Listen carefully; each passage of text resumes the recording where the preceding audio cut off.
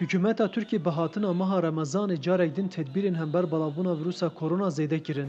Ji ber ku ji serê pandemiyê heya niha belavbûna vîrusa korona di asta herî bilind daye. Li gor Wezareta Saxlamiyê Tinê di rojekê da hejmara pêketiyên vîrusa korona heya 63,000 kesan derket û 362 kes jî canê xwe ji dest dane.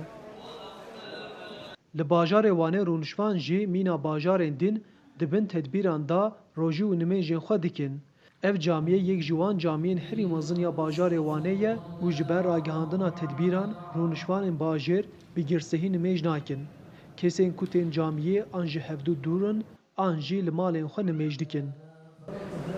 Aneguri sala îsal hinek sıkıntıya aneguri pandeminin heye baş devazı beyanı. Çawa an dikarin nimêjê xwe bikin, dikarin biçin bên. Haçi insanı heske ibadet xwe ki her türlü dike. Tevri haçi ne ki mala xwe da tevri hadike sıkıntı ne yani tev aile xwe tev millet xwe. Li gor ola İslamê meha Remazanê pir pîroz û bereket e. Ji ber ku tê bawer kirin ku Kur'an di nava vê mehê da ji aliyê Xwedê ve bo Mihemed pêxember ra hatiye şandin.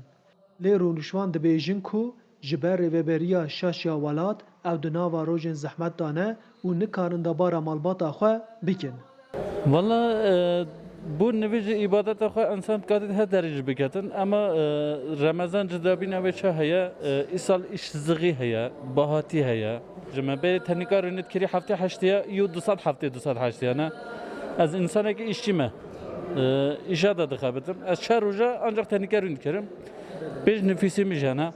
Her wiha ji ber belavbûna Covid-19 bêkarî jê zêde bûye û li gor daneyên fermî ji serjimêra Tirkiyê 14% bêkar in. Piştî camiyê me berê kamereya xwe da aliyê kolana karkeran ku her serê sibê hejmarek karker ji bo karek rojane li wê derê berhev dibin. Fevzî 4 ûr piştî belavbûna vîrusa korona ji kar hatiye derxistin û ew jî li benda şolek rojaneyê ku di nava meha Remezanê da hin xwarin bo fitara xwe bibe. Eve hem içine hem batalın hem diğer runen ivar hem çına malak.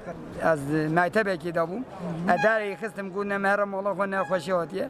Az eve 9'da mehal malak ve runiştim az batalım işinin hem. Menavgez Cici dibêje ku herî zêde wan di meha Remezanê da kar dikir, lê ji ber tedbîrên hember belavbûna vîrusa korona bêkar mane û rayadaran rexne dike.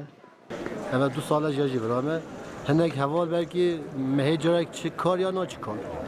Yani hakikaten zêde zehmet dibêje kêmasiye ya da sıkıntı ro Türkiye'de jiyan kirin hemî piskêka Kurd ve girê daye.